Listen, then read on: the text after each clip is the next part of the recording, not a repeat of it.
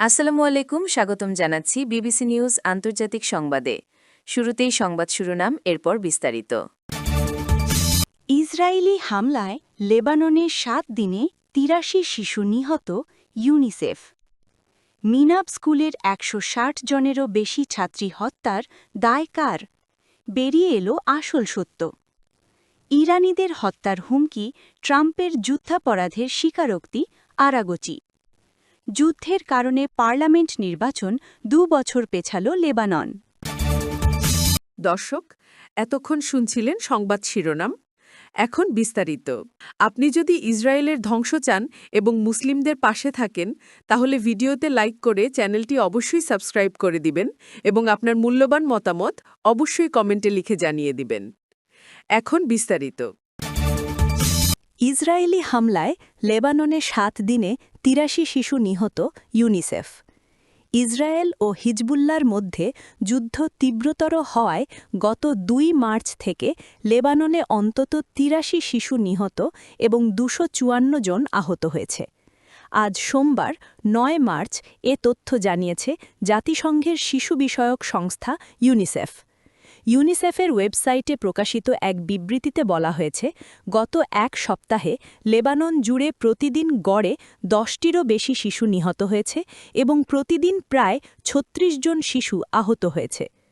এতে আরও বলা হয়েছে, গত ২৮ মাসে লেবাননে ৩২৯ শিশু নিহত এবং ১৬৩২ কোমলমতি আহত হওয়ার খবর পাওয়া গেছে। সংস্থাটি বলেছে, পরিসংখ্যানগুলো স্তম্ভিত করার মতো।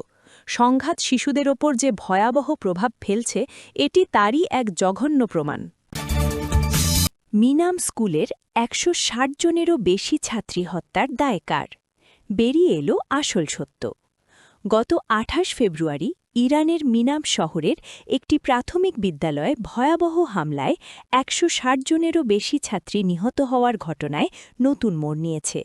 সম্প্রতি প্রকাশিত একটি ভিডিও ফুটেজ বিশ্লেষণ করে দেখা গেছে, ওই দিন বিদ্যালয়ের পাশেই অবস্থিত ইসলামী বিপ্লবী গার্ড কর্পসের IRGCর একটি নৌঘাঁটিতে সরাসরি মার্কিন বিমান হামলা চালানো হয়েছিল।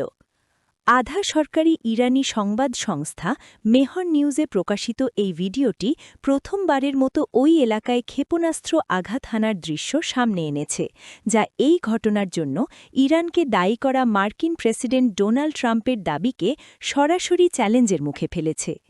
ভিডিওটি পার্শ্ববর্তী একটি নির্মাণাধীন এলাকা থেকে ধারণ করা হয়েছে।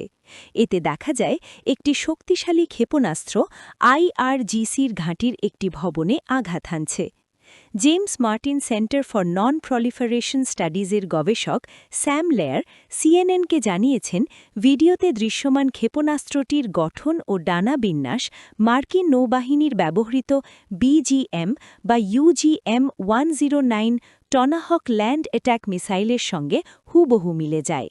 সমর বিশেষজ্ঞদের মতে, ইসরায়েলের কাছে এই ধরনের টমাহক ক্ষেপণাস্ত্র নেই, যা মূলত মার্কিন যুদ্ধজাহাজ বা সাবমেরিন থেকে উৎক্ষেপণ করা হয়।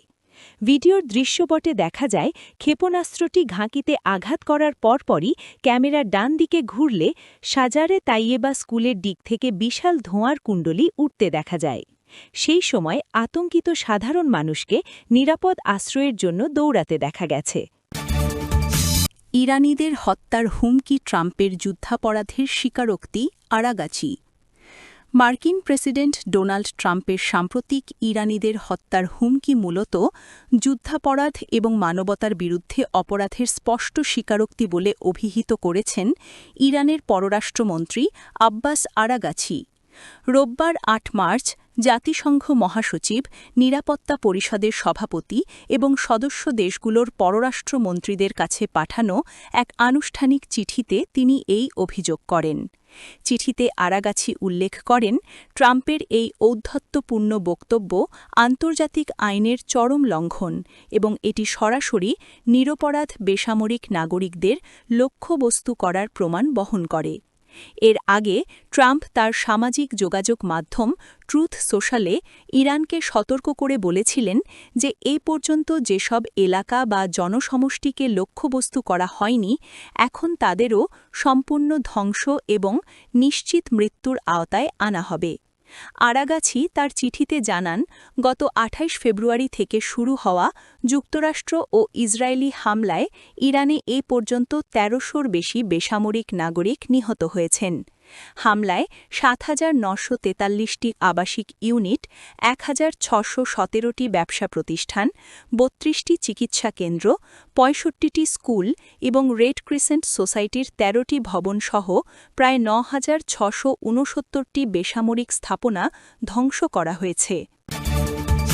যুদ্ধের কারণে পার্লামেন্ট নির্বাচন ২ বছর পেছাল লেবানন। গণহত্যাকারী ইসরায়েলি আগ্রাসনের কারণে চরম উত্তেজনা দেখা দিয়েছে লেবাননের রাজনীতিতেও। যুদ্ধ চলমান থাকায় আগামী মেতে অনুষ্ঠিত হবে পার্লামেন্ট নির্বাচন আয়োজন নিয়ে সংশয় তৈরি হয়েছে। এতে লেবাননে ২ বছর স্থগিত করা হয়েছে সংসদীয় ভোটগ্রহণ। পার্লামেন্ট স্পিকারের এক বিবৃতিতে এ তথ্য জানানো হয়েছে।